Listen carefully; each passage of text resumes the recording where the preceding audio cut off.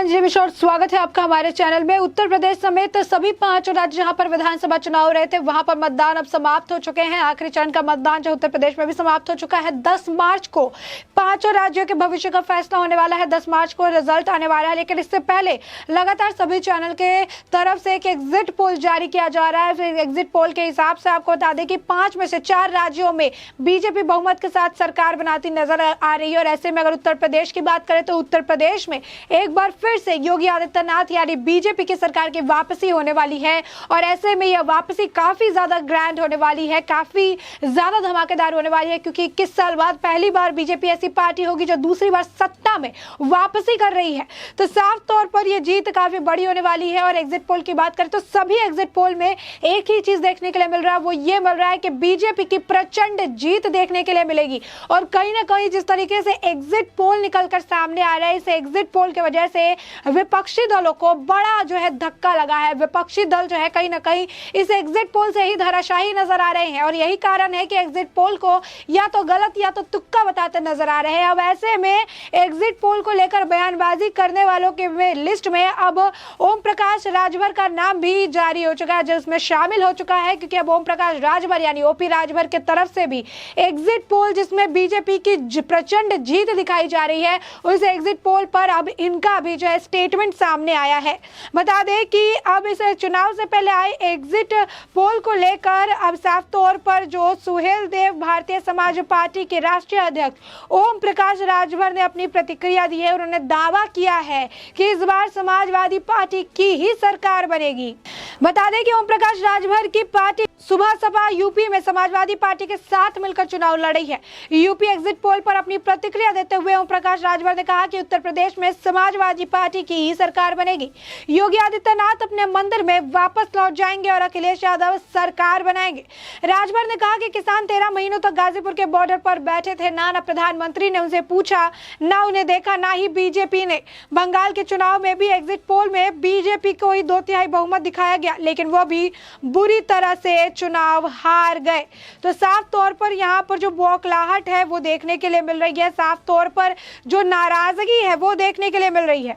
यही नहीं, बता दें आपको ओम प्रकाश राजभर की तरफ से एक ट्वीट भी किया था, जिसमें उन्होंने लिखा था कि उत्तर प्रदेश की जनता का जनादेश सपा और शुभ सपा गठबंधन आ रही है, टेलीविजन पर ध्यान ना दे, जब तक गिनवाई नहीं तब तक ढिलाई नहीं, ईवीएम मशीन पर रहे हमेशा ध्यान। तो साफ तौर पर समाजवादी पार्टी ने जो 7 चरणों में ईवीएम रोना रोया है, अब 7 चरणों के बाद भी ईवीएम को छोड़ने को तैयार नहीं है। ईवीएम को लेकर उन्हें अभी भी सुकून नहीं है और लगातार ईवीएम को लेकर ही ट्वीट किए जा रहे हैं, ईवीएम को लेकर ही बयानबाजी की जा रही है। एग्जिट पोल इन्हें मानना नहीं है, एग्जिट पोल को गलत और तुक्केबाजी बता रहे हैं। वही दूसरी तरफ ईवीएम पर जो है अपनी पूरी पकड़ बनाए रखे हैं। तो ऐसे में यही ओम प्रकाश राजभर है जो कल कह रहे थे कि जो अखिलेश यादव है वो इस बार मुख्यमंत्री पद की शपथ जो है 10 मार्च के बाद देने वाले हैं। वही अखिलेश यादव 400 से सीधा 300 सीटों पर गिर गए और कहा कि 400 तो हम कह रहे थे, 400 का टारगेट था, लेकिन जो है अब 300 तो हम सिक्योर कर ही लेंगे। अब इसके बाद उनके ऊपर भी सवाल खड़े हो रहे हैं। वही जहां पर ईवीएम मशीन की बात की जाए तो ईवीएम के साथ इनका जो प्रेम है ये पहले चरण के मतदान से ही देखने के लिए मिला कि पहले चरण से शुरू हुआ ईवीएम रोना 7वें चरण के मतदान तक लगातार देखने के लिए मिला कि समाजवादी पार्टी के ऑफिशियल ट्विटर हैंडल पर एक के बाद एक ट्वीट खाली ईवीएम खराब को लेकर किए जा रहे थे।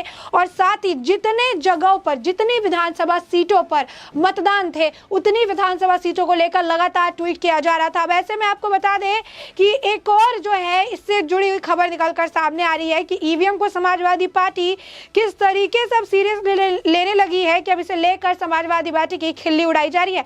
दरअसल मेरठ के हस्तिनापुर विधानसभा सीट से सपा उम्मीदवार योगेश वर्मा दूरबीन से ईवीएम की निगरानी कर रहे हैं। जी हाँ, बिल्कुल सही सुना आपने। अब इनकी तस्वीर जो है सोशल मीडिया पर लोग साझा कर रहे हैं और कहीं ना कहीं अखिलेश यादव समाजवादी पार्टी अब हंसी का पात्र बनती नजर आ रही है, क्योंकि मेरठ से एक तस्वीर निकलकर सामने आई। एक नेता है समाजवादी पार्टी के, उनका नाम है योगेश वर्मा, उम्मीदवार है सपा उम्मीदवार, और वो अपनी गाड़ी में खड़े हैं, दूरबीन से देख रहे हैं ईवीएम की तरफ और देखकर उस पर निगरानी रखने की कोशिश कर रहे हैं। इस दौरान जब उनसे पूछा गया कि आखिर ये क्या कर रहे हैं तो इनका जवाब भी सुन लीजिए। उन्होंने कहा, यहाँ ईवीएम रखी गई है, हम दूरबीन से देख रहे हैं कि यहाँ किसी भी तरह की गतिविधि तो नहीं हो रही। दूरबीन से छत और आसपास के पूरे इलाके पर हम पैनी निगाह रख रहे हैं। तो तो साफ तौर पर हमने इनका बयान भी सुना कि किस तरीके से इनका कहना है कि आसपास की पूरे इलाके पर और जो ईवीएम है उस पर पैनी निगाह रख रहे हैं। हम आपको एक चीज बताते हैं, अगर इन्होंने जमीन पर आकर काम किया होता, अगर इन्होंने इलाकों में, जिन इलाकों पर आज दूरबीन से ये निगरानी रख रहे हैं, उन इलाकों में अगर उन्होंने काम किया होता तो आज ईवीएम और इलाके दोनों पर ही जो है ईवीएम से इन्हें पैनी नजर रखने की जरूरत नहीं पड़ती। लेकिन कहीं ना कहीं इनके अंदर का ये डर है जो इन्हें ईवीएम रोने पर मजबूर कर देता है, तो एक बार ईवीएम के ऊपर जो पैनी निगाह रखने के लिए मजबूर कर देता है। ये तो वही हाल है राकेश टिकैत जैसा, कि राकेश टिकैत भी कहते हैं अपने किसानों को कि 2 दिन की छुट्टी लीजिए और ईवीएम की निगरानी करिए। यानी ईवीएम को लेकर इतना ज्यादा डर है इनके अंदर कि पता नहीं ईवीएम से क्या कुछ निकल आएगा। कितनी इनसिक्योरिटी है, इस इनसिक्योरिटी इस लेवल की है कि 7वें चरण का मतदान जारी था, उसी वक्त 100 सीटें खुद अखिलेश यादव ने घटा दी। अब उनके जो उम्मीदवार है, उनके जो नेता है, वो इस तरीके से दूरबीन के जरिए अब अपने ईवीएम की रक्षा कर रहा है। दूरबीन के जरिए ईवीएम और इलाके पर पैनी नजर रखे हुए हैं। इसी के साथ आपको बता दें कि तेजस्वी यादव जो आरजेडी के नेता है, उनका भी बयान निकलकर सामने आया है। आपको बता दें कि जब से एग्जिट पोल आया है उसके बाद लगातार जो है बयानबाजी का दौर देखने के लिए मिल रहा है। जब से एग्जिट पोल आया है तब से लगातार बयानबाजी की जा रही है। वैसे में इस बयानबाजी की लिस्ट में एक और नाम जुड़ा है, वो है तेजस्वी यादव का। तेजस्वी यादव ने कहा कि जनता ने रिजल्ट दे दिया है, अब बस औपचारिकता है। हमने लोगों से सरकार के प्रति जो गुस्सा देखा वो साफ संदेश था कि योगी जी की सरकार जाने वाली है और अखिलेश जी की आने वाली है। उत्तर प्रदेश में बीजेपी की विदाई तय है। तो आप साफ तौर पर देख सकते हैं कि एक तरफ एग्जिट पोल है जो वापस से बीजेपी का वेलकम कर रही है उत्तर प्रदेश में, तो वही एग्जिट पोल को देखकर इतनी ज्यादा बौखलाहट है कि ये अब बीजेपी की विदाई तय कर रहे हैं। अब ऐसे में आपको बता दें कि उनका एक और बयान है जिसमें उन्होंने कहा कि और वो नहीं, हमें लगता है कि सिर्फ, उन्होंने कहा कि सिर्फ वही नहीं, यानी उत्तर प्रदेश में नहीं, तेजस्वी यादव को लगता है कि गोवा उत्तराखंड में भी कांग्रेस की सरकार आएगी, पंजाब में हो सकता है कि कड़ा मुकाबला हो, लेकिन कहीं भी बीजेपी नजर नहीं आ रही है। लोगों को आखिरी काउंटिंग पर भी नजर रखने की जरूरत है। तो साफ तौर पर आपको बता दें कि तेजस्वी यादव का जो बयान है वहीं पर इसके अपोजिट अगर एग्जिट पोल देखेगा तो 5 राज्यों में विधानसभा चुनाव हुए हैं, पंजाब, गोवा, उत्तराखंड, पंजाब, ऐसे तरह से 5 राज्यों में विधानसभा चुनाव हुए हैं। 5 में से 4 राज्यों में एग्जिट पोल कहती है कि बीजेपी पूरी बहुमत के साथ सरकार बनाएगी। वहीं उसके ऑपोजिट में लगातार विपक्षी दल का कहना है कि बीजेपी सरकार नहीं बना पाएगी, बीजेपी का ये है, बीजेपी का वो है, क्योंकि ये बौखलाहट है, ये डर है। ईवीएम पे निगरानी रखने की बात, पैनी नजर रखने की बात, ईवीएम को छोड़ो नहीं, जब तक गिनाई नहीं तब तक ढिलाई नहीं। तो इस तरीके की जो बातें हैं, इस तरीके के जो नारे हैं, साफ तौर पर विपक्षी दलों के अंदर बैठा डर जो है वो दर्शाता है कि किस तरीके से ईवीएम को लेकर इतना डर, चुनाव की रिजल्ट को लेकर इतना डर है। अपने लोगों को उन्होंने ईवीएम पर अब नजर रखने के लिए कह दिया है, जो कि काम वो करते नजर आ रहे हैं। बता दें कि उत्तर प्रदेश में चुनाव प्रचार करते हुए समाजवादी पार्टी लगातार 400 उसके बाद 300 सीटों की दावा कर रही थी, लेकिन एग्जिट पोल में अब जो बात निकलकर सामने आई वो उसमें सपा के सारे जो दावे हैं वो हवा होते नजर आए।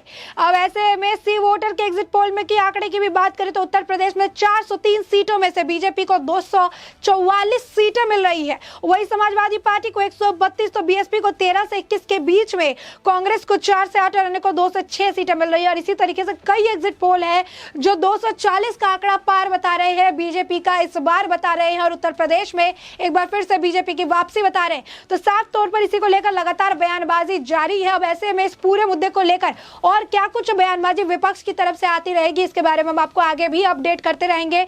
लेकिन इस पूरे मुद्दे पर ओपी राजभर के बयान पर, तेजस्वी यादव के बयान पर जो आपकी राय हो हमें कमेंट सेक्शन में कमेंट करके जरूर बताएं।